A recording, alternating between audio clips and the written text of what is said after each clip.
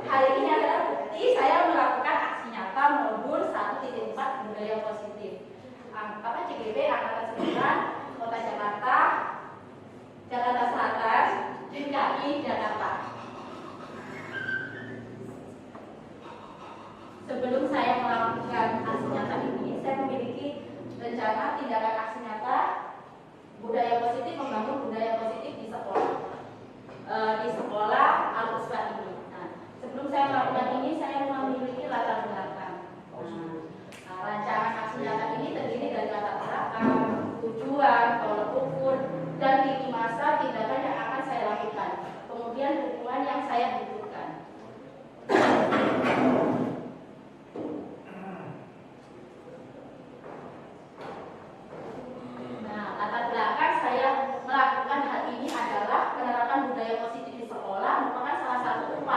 Peningkatan kualitas pendidikan nasional.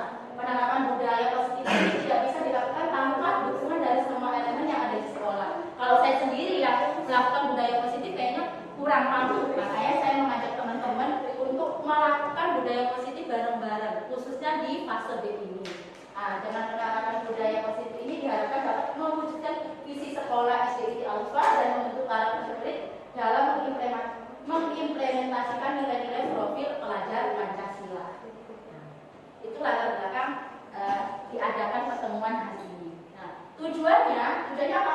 Menumbuhkan budaya positif dengan kesepakatan kelas, mengembangkan nilai-nilai profil pelajar Pancasila pada diri murid dalam kegiatan pembelajaran, melakukan kegiatan pembiasaan murid untuk mengimplementasikan nilai-nilai profil pelajar Pancasila. Itu tujuan saya. Kita bisa hadir pada sore hari ini. Nah, tolak ukurnya apa?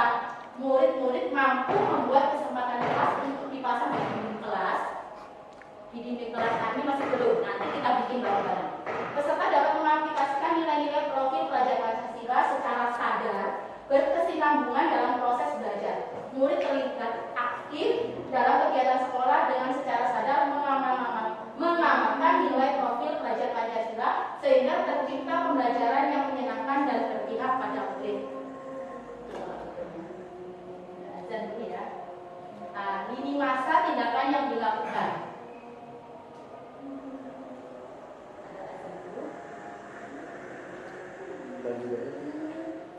Adapun langkah-langkah yang akan dilakukan diantaranya adalah sosialisasi kepada seluruh warga sekolah. Seperti saat ini saya sedang sosialisasi kepada guru, murid, dan tenaga pendidikan. Terus yang kedua, guru menjelaskan pengertian dan pentingnya kesepakatan kelas. Nah, yang ketiga, guru memfasilitasi peserta didik untuk membuat kesepakatan kelas. Kesepakatan kelas yang telah disepakati selanjutnya ditandatangani seluruh warga kelas dan dipasang di dinding kelas. Terus yang keempat, sosialisasi kepada seluruh murid baru tentang penumbuhan karakter dengan mengikuti kegiatan ekstrakurikuler dan pentingnya mengikuti kegiatan ekstrakurikuler sesuai dengan Itu rancangan tindakan saya. Yang kelima adalah menumbuh, menanamkan, dan membiasakan nilai-nilai profil Pancasila dalam kegiatan ekstrakurikuler. Yang keenam, mendokumentasikan setiap kegiatan ekstrakurikuler yang menumbuhkan, mencerminkan, dan membiasakan nilai-nilai profil pelajar Pancasila. Nah, dukungan yang saya butuhkan adalah dukungan dari seluruh warga sekolah, partisipasi aktif orang tua, dan membiasakan budaya positif. Dedikasi seluruh warga sekolah sebagai role model, teladan bagi peserta didik dalam menanamkan budaya positif di sekolah. Kolaborasi seluruh warga sekolah dalam menciptakan serta membiasakan budaya positif di sekolah. Nah, kemarin sebenarnya saya kalau dikatakan belum menguasai ya belum, tapi saya ingin membagi ilmu saya. Nah, saya sudah melewati pendidikan penggerak ini adalah di modul 1. Nah, di modul 1 saya mempelajari 4 submodul, yaitu modul 1.1, modul 1.2, modul 1.3, modul 1.4. Ini adalah keseluruhan dari modul. Nah, modul 1. Modul 1 itu tergambarkan oleh sosok Ki Hajar Dewantara, adalah pahlawan pendidikan. Yang kedua adalah tentang guru penggerak itu sendiri. Yang ketiga adalah visi misi. Keempat adalah bagaimana cara nanti kita menumbuhkan budaya positif di sekolah. Saya akan jelaskan kembali. Nah, di koneksi di modul 1 yang saya pelajari itu filosofi Ki Hajar Dewantara. Nanti di pertama kali itu saya mempelajari filosofi Ki Hajar Dewantara itu saya sempat terpukul, oh gini loh seorang guru. Ternyata ini loh makna filosofi seorang Ki Hajar Dewantara itu tentang pendidikan. Saya sedikit tertampar juga di 1.1 ini. Kemudian di 1.2 itu saya digali lagi nilai dan peran kamu. Nilai kamu itu sebagai guru seperti apa? Peran kamu sebagai guru itu seperti apa? Terus yang ketiga adalah visi guru. Visi guru penggerak itu sama nggak sih sama visi sekolah?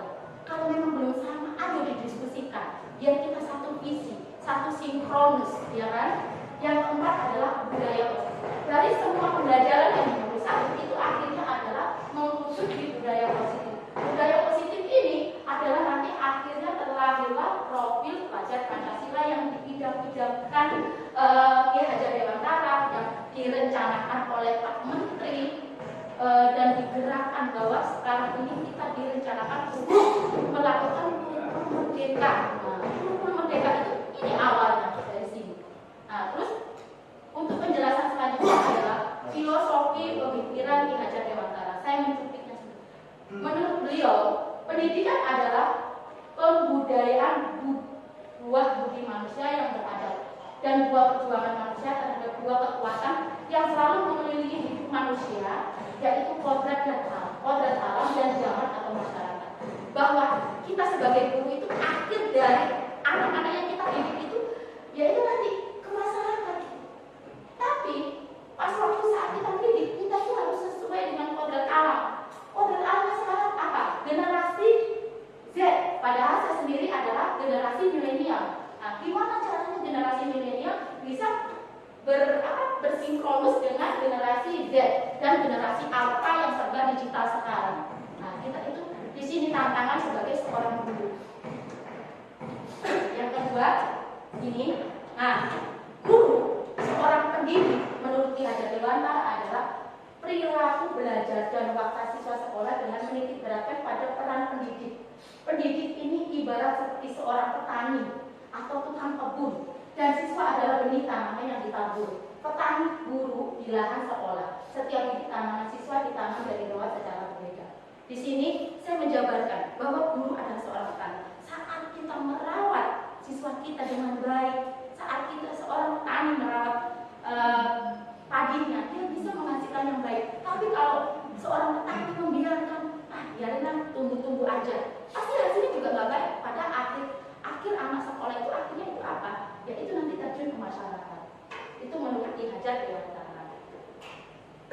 Terus yang kedua, nilai peran guru. Nah, peran guru penggerak itu pertama nilainya itu 1 mandiri. Saya juga termasuk tidak bisa mandiri ya, karena sekarang juga saya membutuhkan kolaborasi dari teman-teman. Yang kedua adalah reflektif. Nah, kita banyak salah. Saya termasuk saya ini juga banyaklah refleksi. Gimana nih pandangannya kita nanti bisa sharing, ya kan? Gimana caranya kita merefleksikan diri. Yang ketiga adalah kolaboratif. Kolaboratif itu sangat penting. Bahwa kunci orang sukses itu kolaboratif, ya. Kolaboratif itu adalah menjalin link atau relasi. Yang keempat adalah inovatif. Kita sudah mandiri, reflektif, terus kolaboratif, inovatif. Itu cakep banget untuk dinilai. Dan berpihak pada murid. Nah, berpihak ini bukan seperti ini anaknya orang ini aku harus berpihak. Enggak, berpihak pada murid itu ya sesuai minat bakatnya. Kalau memang dia tidak hafal, tidak mumpuni di bidang agama, ya udah memang dia faknya mungkin bukan di bidang agama. Dia faknya di bidang seni. Itu yang dimaksud dengan berpihak pada peserta murid. Dan peran guru penggerak itu seperti apa? Menjadi pemimpin pembelajaran. Kita berdiri di sini itu sebagai pemimpin gitu. Pemimpinnya seperti apa? Menggerakkan komunitas praktisi. Alhamdulillah di SDIT Al-Uswa ini kita sudah memiliki komunitas praktisi. Ini adalah komunitas praktisi. Walaupun secara kecil ya, ini adalah jenis komunitas praktisi. Kemarin saat saya loka karya, saya ditanya nih sama pendamping individu saya, Farma udah punya belum praktisi komunitas praktisi? Alhamdulillah di Al-Uswa sudah ada grup, ada yang tilawati, ada yang kita fase B, terus ada yang bareng-bareng seluruh level. Alhamdulillah kita sudah memiliki komunitas praktisi. Menjadi coach bagi guru lain. Coach di sini itu sebenarnya terlalu tinggi ya kalau coach itu ya. Sebenarnya partnership lah kalau saya. Terus menjalin kolaborasi antar guru. Nah, kita menjalin. Saya menjalin kolaborasi saya dengan kelas 3, kelas 4, terus yang lain. Yang selanjutnya adalah mewujudkan kepemimpinan murid. Itu adalah titik 2. Nah, visi guru penggerak. Nah, semuanya visi sebenarnya sama, mewujudkan profil pelajar Pancasila. Budaya positif dapat membantu mewujudkan profil pelajar Pancasila. Murid dapat mengembangkan potensinya secara optimal dan menjadi warga negara yang baik. Ujung-ujungnya terakhir itu murid itu untuk terjun ke masyarakat. Bagaimana hasil didikan kita itu nanti ke masyarakat itu. Dia bisa nggak nanti di masyarakatnya itu sukses. Terus budaya positif. Apa aja sih nilai-nilai budaya positif? Itu adalah keyakinan, kebiasaan-kebiasaan di sekolah yang berpihak pada murid agar murid dapat berkembang menjadi pribadi yang kritis, penuh hormat dan bertanggung jawab. Nah, kesimpulan materi yang sudah saya rangkum adalah penerapan Bagja akan muncul kebiasaan positif yang kita kenal dengan budaya positif. Budaya positif dapat mendorong murid untuk mampu berpikir, bertindak, menciptakan, belajar mandiri dan tanggung jawab sehingga tujuan pembelajaran mewujudkan manusia yang merdeka tercapai. Manusia yang merdeka tercapai itu adalah impian semua orang. Merdeka finansial, merdeka kehidupannya, tidak penuh tekanan, gitu ya. Terus CGP harus memahami nilai dan peran guru penggerak untuk mewujudkan visi yang digagasnya sesuai dengan filosofi pemikiran PHD, yakni berpihak pada murid. Visi akan tercapai bila terukur, konkret, sistematis, dan terencana. Maka diperlukan pendekatan inquiry, apresiatif, pendekatan berbasis kekuatan, dan kolaboratif dengan tahapan Bagja. Nah, ini adalah goalnya saya, ngajak-ngajak teman-teman. Budaya baru tak tadi, saya tuh ngomong budaya positif. Apa sih budaya positif itu? Budaya positif itu dimulai dari disiplin positif, motivasi perilaku manusia, keyakinan kelas, kebutuhan dasar manusia, posisi kontrol guru, segitiga restitusi. Nah, saya jabarkan satu-satu. Disiplin positif itu adalah pendekatan pendidik anak untuk melakukan kontrol diri dalam membentukkan kepercayaan diri berdasarkan nilai-nilai kebajikan universal yang diyakini. Membangkitkan motivasi intrinsik untuk bertanggung jawab tanpa paksaan, ujian atau hukuman. Nah, di sini anak-anak kan kadang-kadang kita temuin kan, disiplinnya anak-anak itu pasti ada tujuannya, entah itu ujian. Entah itu dia pengen ditunjuk, ini anaknya bagus nih. Nah, terus yang kedua motivasi perilaku manusia untuk menghindari ketidaknyamanan atau hukuman. Semua manusia, entah itu murid, entah itu saya sendiri, itu sebenarnya kita tuh nggak nyaman dengan dihukum, ya kan? Saya sendiri juga kadang-kadang refleksi, ini salah nih saya menghukum anak gitu kan. Ini bentuk refleksi. Terus yang kedua, untuk mendapatkan imbalan atau penghargaan dari orang lain. Setiap orang itu pasti seperti itu. Motivasi perilaku manusia. Aku mau seperti ini, ya ini. Apa yang kita minta sih? Imbalan, ya kan? Kalau nggak kita sadar. Atau penghargaan dari orang lain, dipuji, ya kan? Dihargai. Terus untuk menjadi orang yang mereka inginkan dan menghargai diri sendiri. Kalau kita disukai, ya kan? Pasti kepingin apa kita yang diinginkan, gitu. Misalnya Ustazah Yati, gitu kan. Nah, kepingin diinginkan seseorang, pasti Ustazah Yati melakukan budaya positif. Gimana caranya aku ini bisa disukai? Itu juga seperti itu. Itulah perilaku manusia. Gak murid, gak guru, termasuk saya, gitu kan. Ya, apalagi saya itu pengen disukai sama aku. Gimana nih caranya? Gitu ya. Nggak murid, ini refleksi buat diri saya sendiri. Saya kadang-kadang tidak ada saja. Nah, terus keyakinan kelas. Selama ini mungkin kita selalu kesepakatan kelas, peraturan kelas. Kalau di CGP yang saya pelajari ternyata di sini tuh guru penggerak itu di akhir saya mengikuti lokal kalian yang kemarin disuruh sabar, disuruh jadi guru sabar. Pokoknya ya, gak bisa guru ya, oh sabar, anak salah juga tadi sabar, gitu. Dirangkul mereka, gitu. Itu yang dimaksud dengan berpihak pada murid. Tapi saya sendiri juga kadang tuh agak sedikit koridor ini agak terlalu kencang biaranya, terlalu high gitu. Itu di CGP itu sedikit apa ya, kita dilanjutkan nih, ini loh pendidik yang diinginkan diajar di wartawan. Guru berperan membuat keyakinan kelas dibuat bersama murid untuk mengembangkan perilaku baik. Jadi nanti itu kita disuruh membuat anak-anak itu satu dispil aja, ditulis. Siswa menulis keyakinan yang mereka inginkan. Jadi nanti kita bikin tuh, apa sih yang kalian inginkan di kelas ini? Oh, saya pengennya dalam pembelajaran aku boleh makan. Nah, terus pokoknya itu kita gali apa sih yang diinginkan mereka itu. Seperti itu. Seperti kita sama pasangan kita juga gitu. Apa sih yang kamu mau?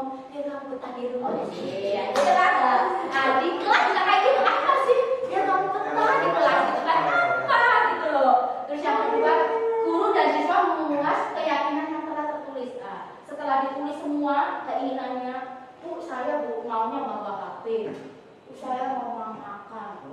Saya itu boleh ngobrol sama temanku. Saya ke teman saya, pokoknya seperti itu. Nanti diulas sama guru. Nah, dipilah ini mana. Terus guru dan siswa memilah keyakinan kelas yang penting. Nah, yang penting aja yang sesuai di kelasnya. Misalnya, oh di kelas itu tidak boleh menggunakan HP. Ya. Terus mengubah keyakinan kelas menjadi kalimat positif. Nah, tidak boleh membawa HP. Nah, tidak boleh itu belum kalimat positif. Nah, belajar tanpa menggunakan HP. Kata-katanya dirubah. Kita main kata-kata di sini ya. Disitulah saya tuh mulai belajar. Oh kayak gini. Nah, kata jangan, kata tidak boleh itu ternyata belum positif. Positifkan dalam belajar. HP-nya ditaruh. Peraturannya mengecek dan menyepakati keyakinan kelas. Dicek dulu nih, kita udah bikin nih keyakinan kelas. Nanti ditulis. Nah, dicek. Ini yang cocok di kelas kita apa? Sama-sama disepakati. Gurunya sepakat, muridnya juga sepakat. Itu bisa nanti bisa menjalin budaya positif yang setiap hari kita akan laksanakan. Kemudian yang keempat adalah kebutuhan dasar manusia. Saya, murid itu sama punya kebutuhan dasar. Satu, bertahan hidup. Kita hidup itu ya pakai bertahan hidup. Terus dua, mendapatkan kasih sayang. Siapa sih yang gak mau kasih sayang? Murid itu juga pengen, gurunya juga pengen dapat kasih sayang. Masa gurunya ngasih kasih sayang, gurunya gak dapat kasih sayang, ya kan? Harus sama. Terus yang ketiga adalah kekuasaan. Secara nggak sadar, itu adalah kebutuhan dasar. Aku gak butuh kekuasaan al-busit ya. Di bawah dasar itu kita semua butuh kekuasaan. Nah, kekuasaannya skala yang seperti apa? Skala yang kecil, oh aku menguasai kelas ini. Terus yang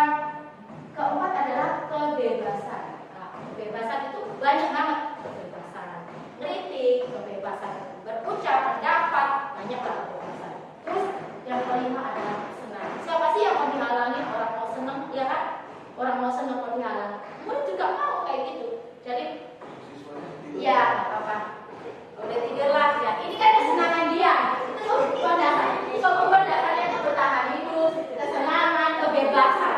Bu, kalau ada yang seperti ini mau ditegur nggak ditegur, nggak boleh ditegur, ya. Terus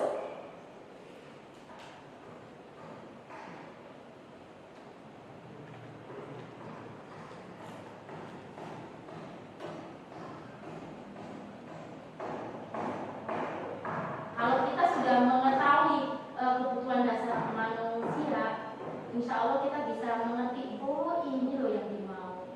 Ini juga bukan buat murid saja, tapi ini buat ke pasangan, ke anak kita, gitu. Ke saudara. Pak Waluyo mungkin lebih jauh. Coba Pak Waluyo telah dengan kata-kata ini.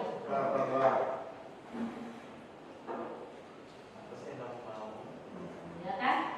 Seorang istri, apalagi seorang pasangan ya, kalau sudah bertahan hidup, kasih uang kayaknya, dikasih sayang, terus dikasih kekuasaan, di rumah bisa berpuasa, kasih kebebasan, nggak pernah dilarang. Kalau lu aku mau senang boleh, mau jajan boleh, ngomong boleh, siapa yang nggak betah? Ya kan kesenangan. Terus posisi kontrol. Kalau kita sebagai guru udah tahu dasarnya manusia 5 itu, kita bisa nanti posisi kontrol. Guru itu memiliki posisi kontrol juga sebagai penghukum, sebagai pembuat rasa bersalah, manajer, teman, pemantau. Dulu pas waktu saya kuliah, saya dikasih tahu, saya masih belum tahu posisi kontrol. Guru itu Fatma, ingat gak saya sama dosen saya itu? Guru itu kadang jadi polisi, kadang jadi tentara, kadang jadi dokter. Pas saya pertama kali mengkritik dosen saya di situ, saya begini aja, yo, kamu itu supervisi dong, kesini dong, kesini. Nah, itu posisi kontrol guru. Itu sampai saya ingat itu, oh kayak gini loh guru itu. Dia nggak fokus satu aja, dia berkeliling. Nah, ini bagian hukum. Nah, kalau misalnya kita sudah memiliki posisi kontrol guru yang seperti ini, bagus nih. Penghukum seperti apa? Kalau memang anaknya salah, ya maka takut dihukum. Nah, terus pembuat rasa bersalah ya. Kadang ditanyain, kamu bersalah nggak tadi? Bisa, boleh. Guru. Manajer. Yang paling bagus itu kalau saya lihat sini adalah manajer. Dia nggak langsung menghukum, dia nggak langsung membuat rasa bersalah. Manajer. Kita seperti partnership, gitu ya. Tapi kalau untuk kelas SD itu beda perkembangannya sama anak SMP, anak SMA. Kalau anak SMP kita masuk di posisi manajer, itu bisa karena mereka bisa mengontrol, apalagi di SMA. Nah, teman, terus pemantau. Guru itu pasti pemantau, nggak mungkin guru itu diam aja walaupun duduk aja, pasti dipantau ini anak nih, oh ini agak ini, oh ini pasti. Itu adalah 5 posisi kontrol guru. Nah, terus, tadi karena kita sudah tahu 5 posisi kontrol, nah ini yang terbaru, ini juga baru saya dapetin dari kuliah-kuliah juga saya baru dapetin segitiga restitusi. Apa sih segitiga itu? Proses menciptakan kondisi bagi peserta didik untuk memperbaiki kesalahan mereka, sehingga mereka bisa kembali pada kelompok mereka dengan karakter yang lebih kuat. Yang menulis adalah dosen 2004 dalam LMS Penggerak modul 1.4 Ini bukan dosen, bukan gojek, gitu ya. Namanya dosen ini ya. Ini baru saya kenali segitiga. Apa sih segitiga restitusi itu? Nih, langkah-langkah segitiga restitusi. 1 itu menstabilkan identitas. 2, validasi tindakan yang salah. 3, menanyakan keyakinan. Dan kemarin di 1.4 saya mendapat tugas langkah-langkah membuktikan segitiga restitusi ini. Kurang lebih seperti ini.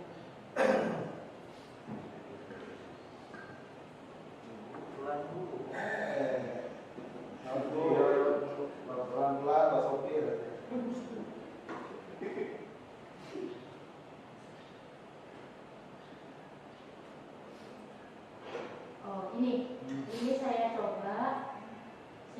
ambil kasus karena kemarin kalau kasus-kasus yang beredar itu kan terlambat sekolah, saya ambil di tempat saya sendiri.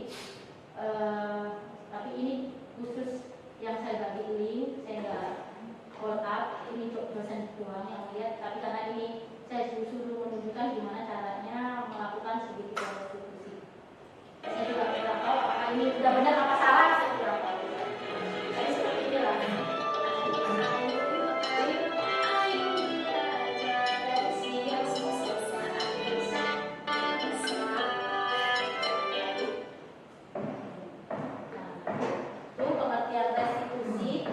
Menciptakan kondisi bagi murid untuk memperbaiki kesalahan mereka sehingga mereka bisa kembali ke kelompok mereka. Terus pendidikan adalah sebuah cara menanamkan disiplin positif pada murid. Restitusi bukan untuk menebus kesalahan, tapi untuk belajar dari kesalahan. Tujuannya untuk memperbaiki hubungan. Nah, ini susah ini. Kalau hubungan udah putus itu susah, makanya dicari. Kita menggunakan segitiga restitusi. Ya, tapi saya tahu hubungan manusia itu penting lah. Hubungan manusia itu segitiga.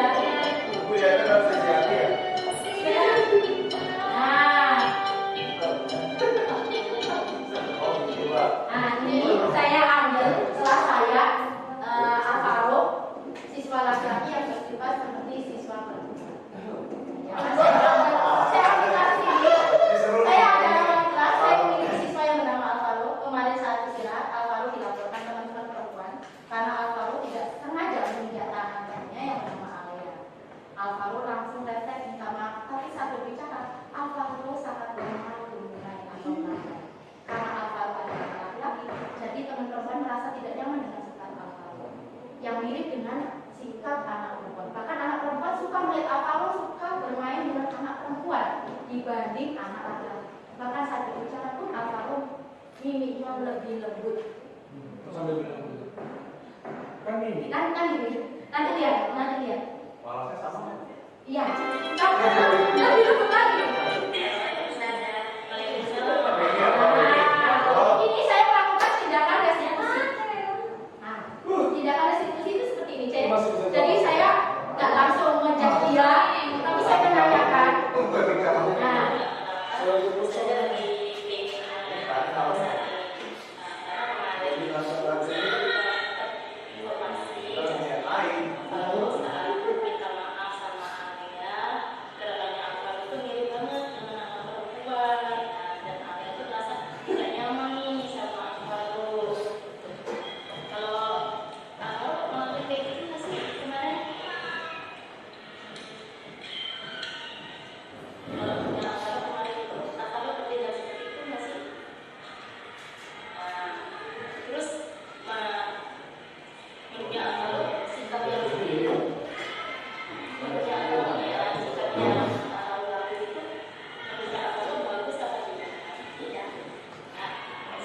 Nah, saya tuh nggak langsung ngejudge Alvaro, saya nanya, bener nggak sih Alvaro? Itu seperti itu loh, bener nggak sih Alvaro kamu kayak gitu?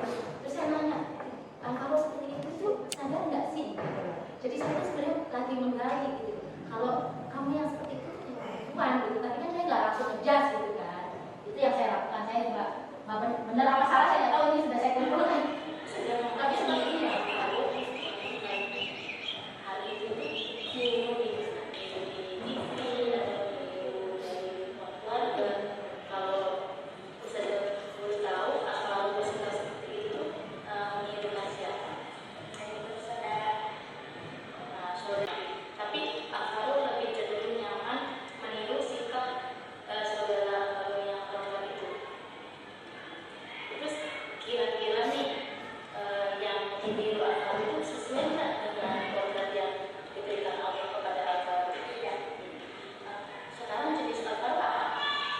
Sudah 30 menit.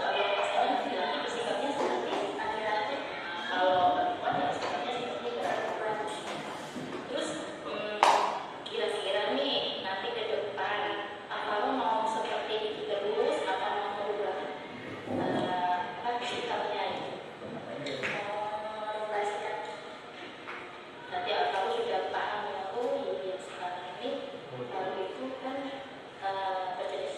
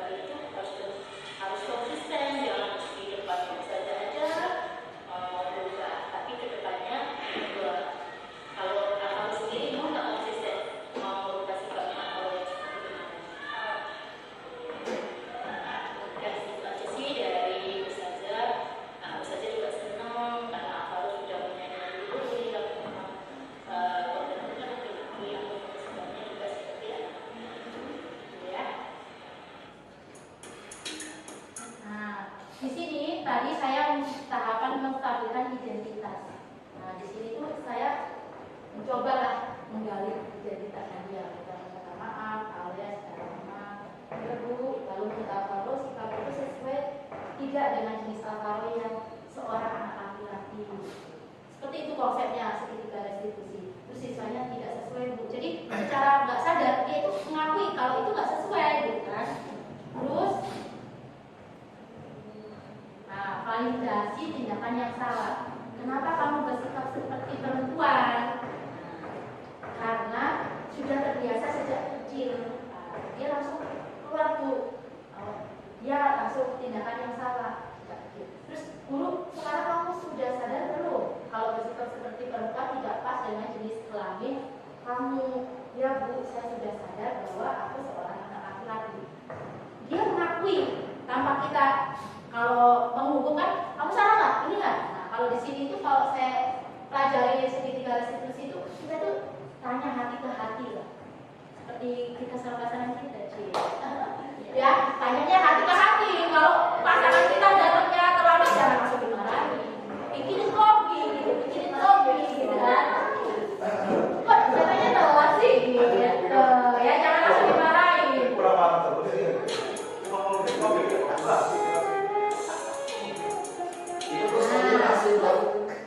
Yang ketiga adalah tahapan menanyakan keyakinan.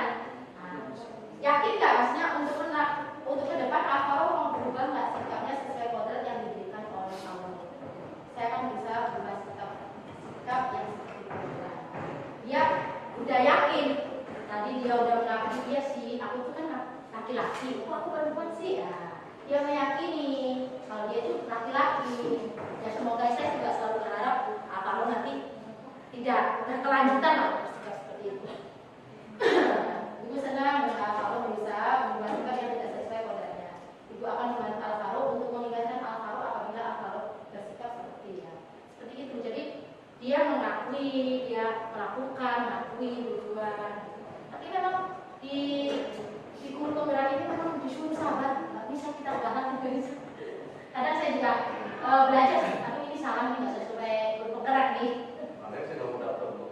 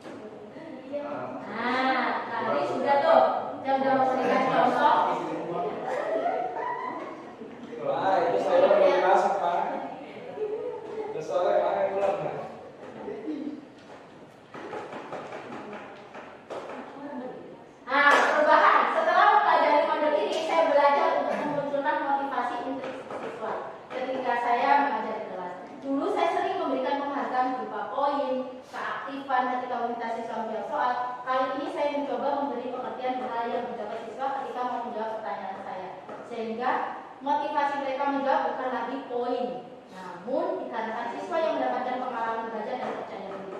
Nah, kemarin itu saya sempat tuh yang dielaborasi itu sebenarnya masih ribet itu juga plus minus, tapi itu pandangannya banyak ya. Maksudnya kalau dari fasilitator saya itu bilang kita itu berpandangan seperti helikopter yang muter. Jadi nggak fokus ini salah ini nggak ada kata salah, nggak ada kata benar. Kalau yang saya tangkap ya dari yang fasilitator saya sampaikan ke saya itu, karena kan kita kasih ribet lah dia biar semangat, dia kan anak-anak juga. Tapi sebenarnya untuk tujuan positif itu tidak. Sebenarnya kita apa ya, kasih tunjukkan ke anak-anak kamu bisa menjawab itu ya, siswa mendapatkan pengalaman belajar dan percaya diri.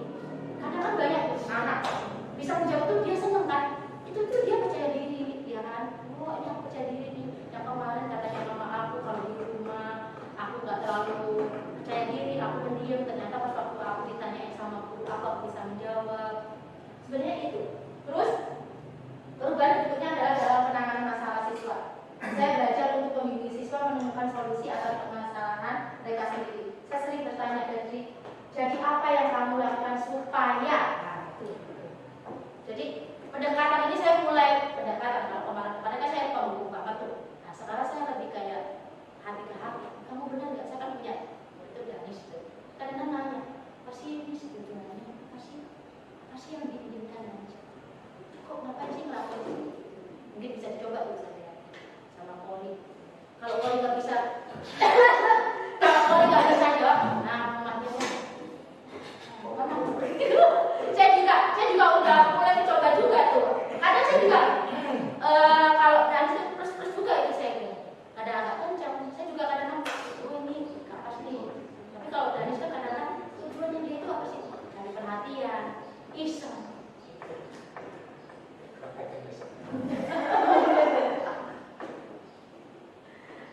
Pengalaman, perasaan dan hal yang perlu diperbaiki. Pengalaman yang saya alami yaitu ketika menerapkan proses segitiga restitusi. Narasi yang saya tuliskan dalam tugas video praktik segitiga restitusi tersebut memang benar-benar masalah yang terjadi dan saya tangani. Ketika melakukan hal tersebut, ada rasa senang yang saya rasakan karena dapat membimbing siswa untuk menyelesaikan masalah sendiri. Jika semua siswa dapat belajar untuk menyelesaikan masalah sendiri, maka dia sedang belajar untuk bertanggung jawab terhadap hidupnya. Jadi kita itu sebenarnya disuruh menggali aja. Mereka kasih solusi sendiri. Saya perlu belajar untuk lebih luas dalam menerapkan posisi sebagai manajer. Ini terakhir. Sudah. Sebagai manajer nih terakhir ini manajer itu pokoknya goalsnya itu di segitiga restitusi itu ya menjadi manajer.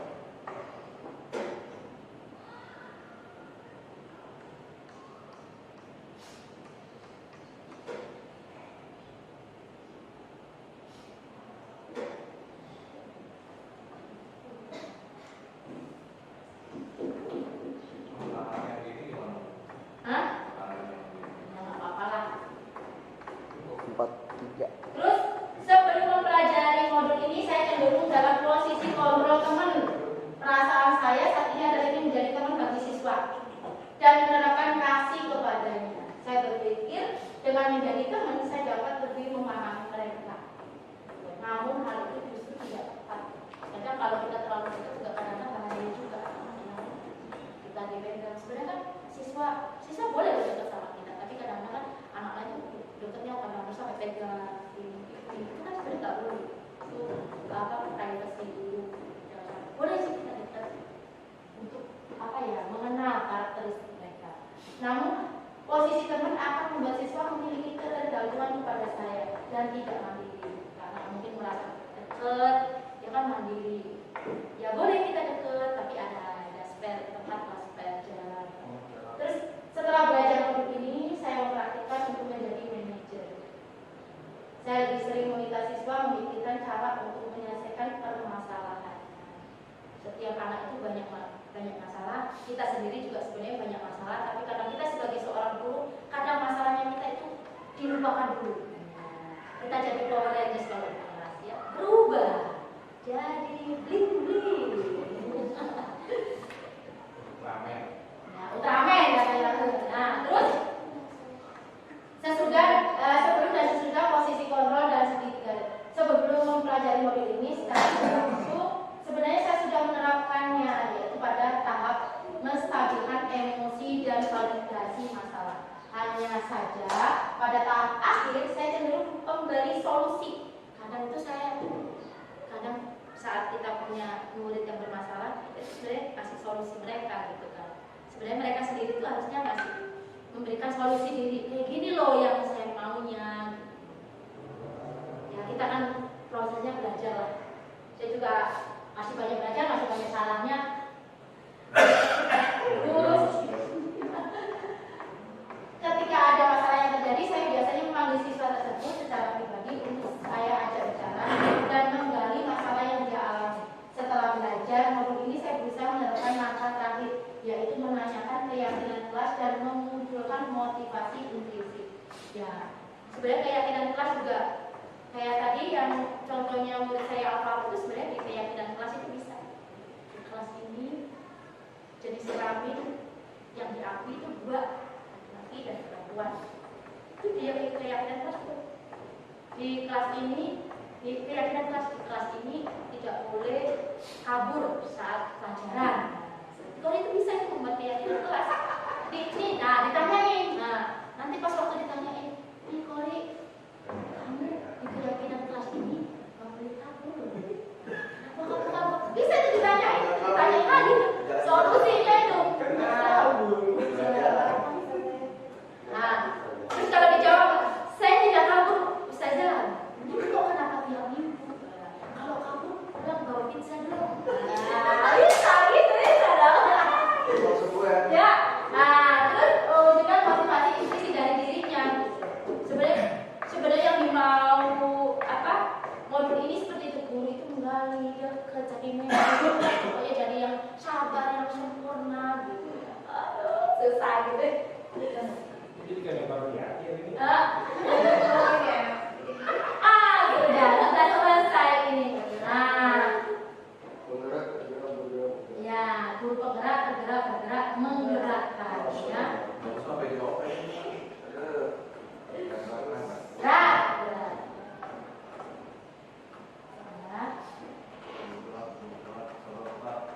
Nah, dari apa yang saya sampaikan, Nah, ini kayak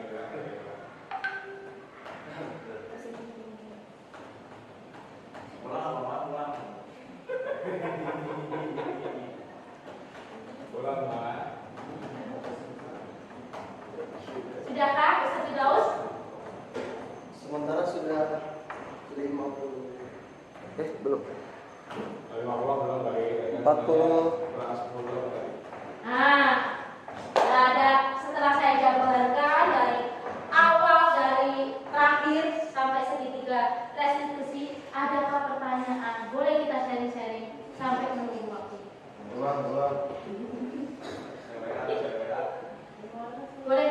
Boleh konsultasi dari yang awal.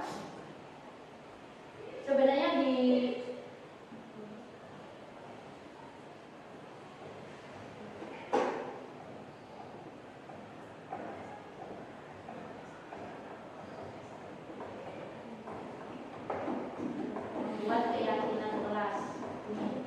membuat keyakinan kelas ini anak-anak itu apa ya, kalau saya tekankan itu anak-anak udah deh nanti dikasih, saya juga akan mencobanya ya. Keyakinan kelas itu ditanyain aja semua, apa sih yang dipengenin anak-anak, nggak perlu ditekankan. Nah, terus nanti kita samain dengan persepsinya kita, ini bagus nggak, nah, diambil poin-poinnya.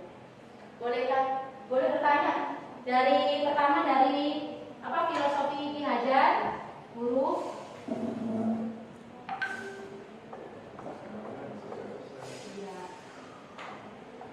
10 menit. Kalau 1 jam. 10 menit sebelum 1 jam. Tapi nanti saya buat apa teman ya?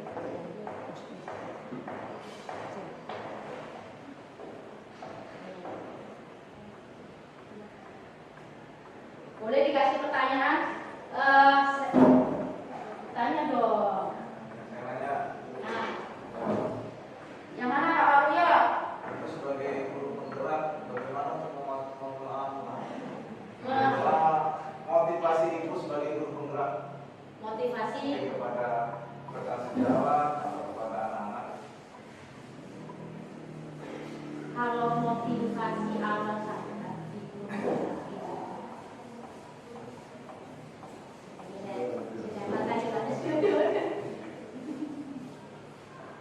motivasi awal saya itu sebenarnya kepingin mempunyai teman yang banyak, Pak, relasi. Karena kalau saya kemarin dapat omongan, Pak, dari fasilitator saya gitu. Presiden kita Pak Jokowi ini, dia kan terkenal promo, itu pasti kata ngomong.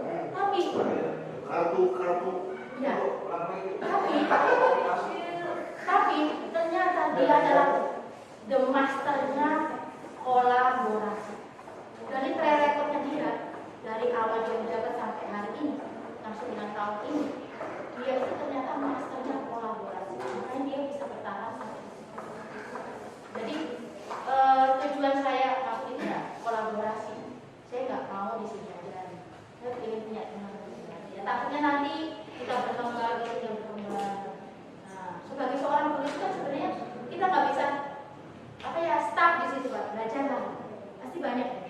Kayak kita kemarin kuliah di UT itu Pak, kita dapat ilmu kan Pak, ya kan? Dapat ilmu. Oh ternyata PGSD itu seperti ini. Mata pelajarannya banyak. Dulu saya di matematika kalkulus, ada linear. Ternyata pas waktu masuk di SD ada joget-jogetnya, ada bikin apa kemarin itu Pak? Tarian ya kan? Pas waktu di CGP ini saya ngomong ternyata jati diri seorang guru itu seperti ini, sebagai penutur. Segitiga restitusi itu saya juga baru dapat di sini. Teman-teman dapat nggak segitiga restitusi? Sebelum ini loh, pernah nggak kedengeran segitiga restitusi? Baru. Itu istilah baru. Iya, istilah baru. Tapi kalau penerapannya memang Udah ya, kita baru ya. Nah itu baru saya dapetin. Terus kemarin pembelajaran berdiferensiasi. Selama ini tuh saya selalu menganggap pembelajaran dari apa? berdiferensiasi. Itu yang perbedaan itu ternyata tak itu anak yang berkebutuhan khusus digabung sama anak yang rata-rata, anak yang kurang gitu. Ya memang konteksnya seperti itu. Terus yang secara visual, auditory, kinestetik ternyata nggak seperti itu. Kemarin saya pelajari ternyata lebih luas lagi kan.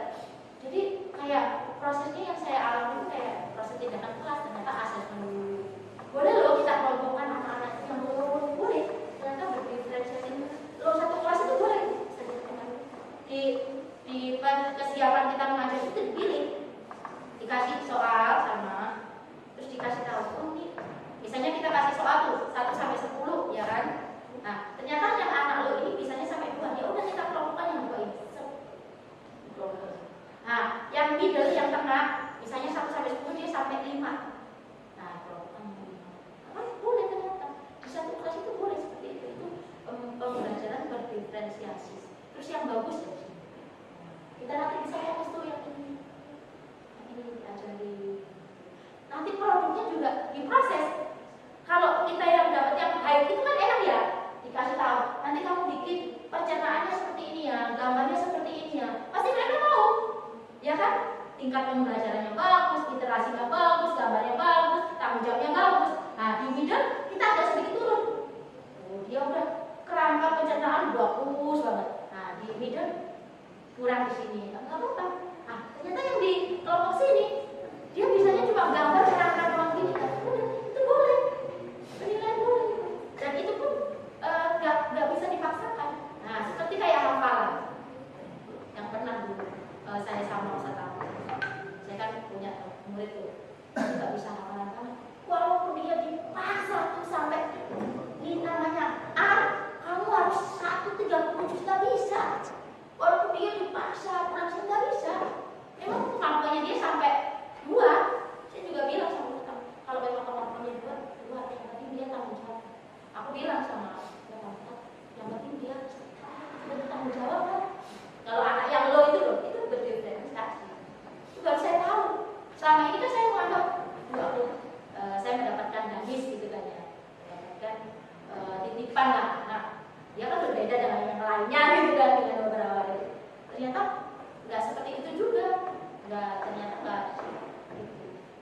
Jadi kemarin tuh dijelaskan juga kayak kita ngajarin bacaan sholat, kan nggak mungkin caranya berbeda kan? Bacaan sholat itu harus benar. Ambil air wudhu, ya harus kayak gini. Antara anak low, anak sedang, anak high. Kalau ambil air wudhu ya sama gini. Nah itu beda itu bukan berdiferensiasi. Topiknya di agama. Bapak Lura, tanya apa lagi? Ustaz lagi tanya dong, aku ditanyain dong. Ya, tadi Pak Waluyo, misi aku jadi ikut penggerak itu 1 belajar, 2 itu relasi. Nah, saya takutnya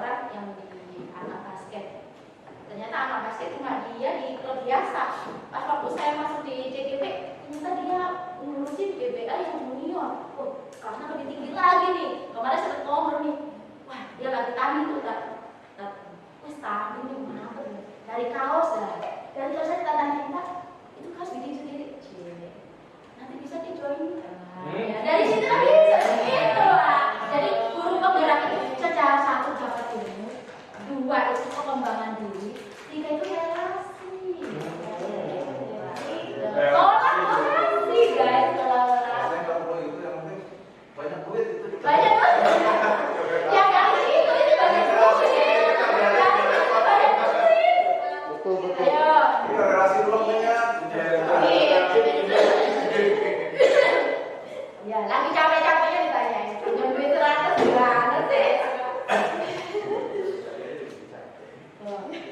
Curhat. Curhat dong, tapi itu memang tujuannya awal seperti itu. Berkembang. Ya, jangan sampai stagnan.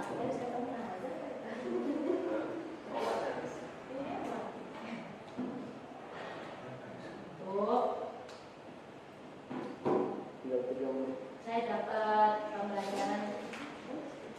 Nah, di sini, tuh, ini saya di sini, ini, oh bukan dasar manusia. Di sini tuh saya juga terpukul di sini nih.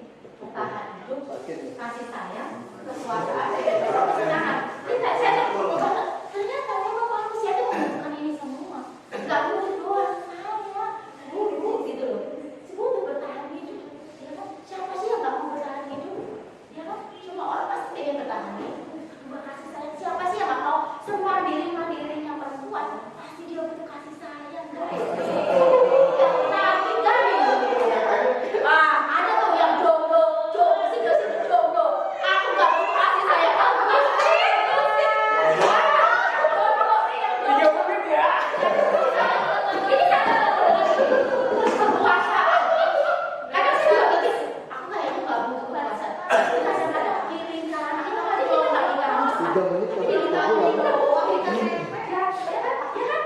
Nah, terus kebebasan. Siapa sih yang pengen bertekan? Nggak ada. Kalau yuk kayak saya nih. Kalau yuk mau lah. Kayak bertekan, kebebasan itu di situ. Terus kesenangan.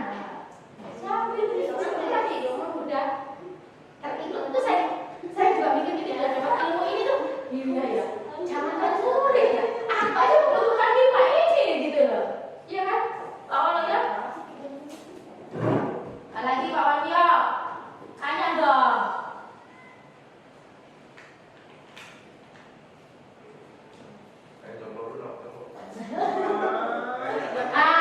Perilaku manusia. Ini saya juga sedikit ketampanan juga sih. Tadi terpukul.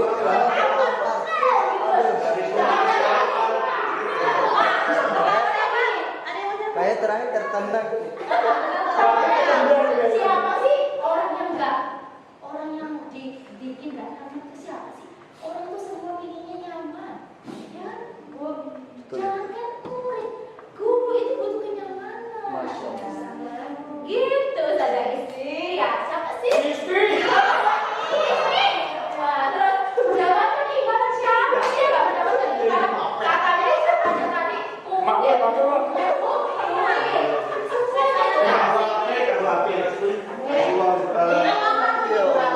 Penghargaan dari orang lain. Cuma dibilangin dulu saya pernah punya teman tuh bule itu tuh bagus. Kalau orang bule sama orang Indonesia itu beda. Kalau orang bule itu dia bilang jaket baru ya, dia bilang pede. Apa dia jaket baru ya? Iya bagus ya. Dia langsung pede gitu. Tapi kalau orang Indonesia bahasanya beda. Jaket baru enggak, baru aja dipakai ya. Dia pasti ada gengsinya. Tapi kalau orang bule itu kalau ketemu cantik banget gitu ya kan? Langsung dipuji loh. Dia itu orang bule itu kan. Saya ketemu Sima aja udah lewat aja. Ya, masalah saya itu memang dia NIC-nya kan orang bule itu saya dari pergaulannya dia itu beda gitu. Dia tuh langsung muji. Coba lu baru ya? Iya. Dia langsung, oh iya bagus. Cocok nggak? Dia langsung mau impresi dia cocok. Mungkin kalau kita lihat, kok dia beda banget sih? Iya, tapi mereka itu pergaulan mereka itu seperti itu. Itu yang saya bilang, oh ini orang itu bebas gitu. Dia melakukan, ya udah sesuai. Kalau kita kan masih ada gengsinya, masih kamu cantik, masa sih aku cantik? Padahal cantik aja gitu kan ya. Kalau orang gitu. Ada orang lain gitu. Kalau orang Indonesia itu lebih kayak gitu, dia lebih kayak gitu. Ya lu dulu. Gitu ininya tuh ya. Jumpa lu. Tinggal 1 menit.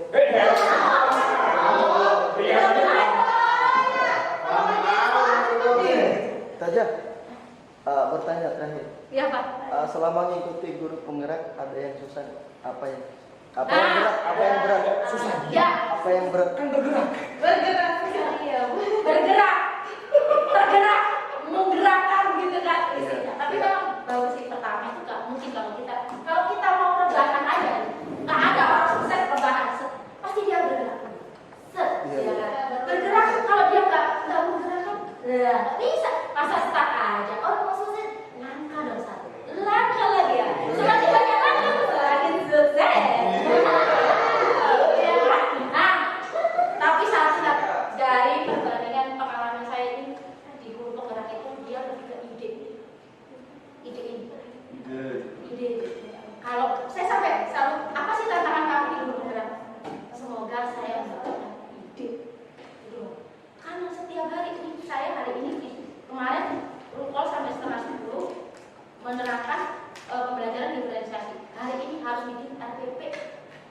diferensiasi waktunya jam 12 nanti.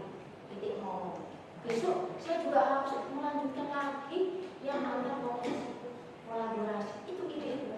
Emang sih banyak banget sepi-sepinya, tapi kan kita nggak bisa. ATM, ya kan? ATM itu bisa dipakai. Nah, Ya rezinya Pak. iya, tapi iya. Itu ya. Jadi kendala di itu tuh ide tadi. Makanya saya pas waktu ditanya itu sebenarnya satu Pak yang bikin saya kenapa harus ikut jadi penggerak. Teman saya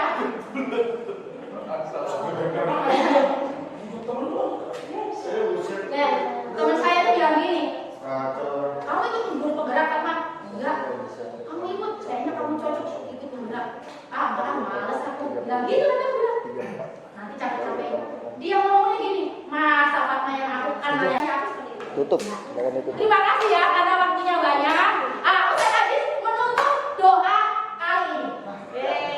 Ustaz Aziz, apabila ada kata-kata yang dari saya yang terucap begitu indah, tolong diingat. Tapi kalau ada kata-kata saya yang tidak enak didengar, lupakan saja. Anggap tidak.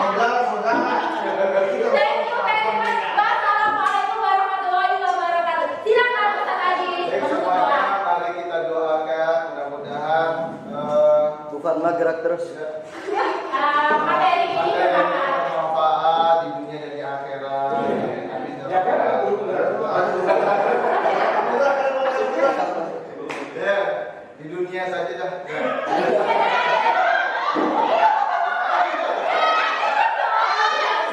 Mari kita ya. Al-Fatihah. Bismillahirrahmanirrahim. Alhamdulillahirabbil alamin. Ar-Rahmanir Rahim. Maliki yaumiddin. Iyyaka na'budu wa iyyaka nasta'in. Ihdinas siratal mustaqim.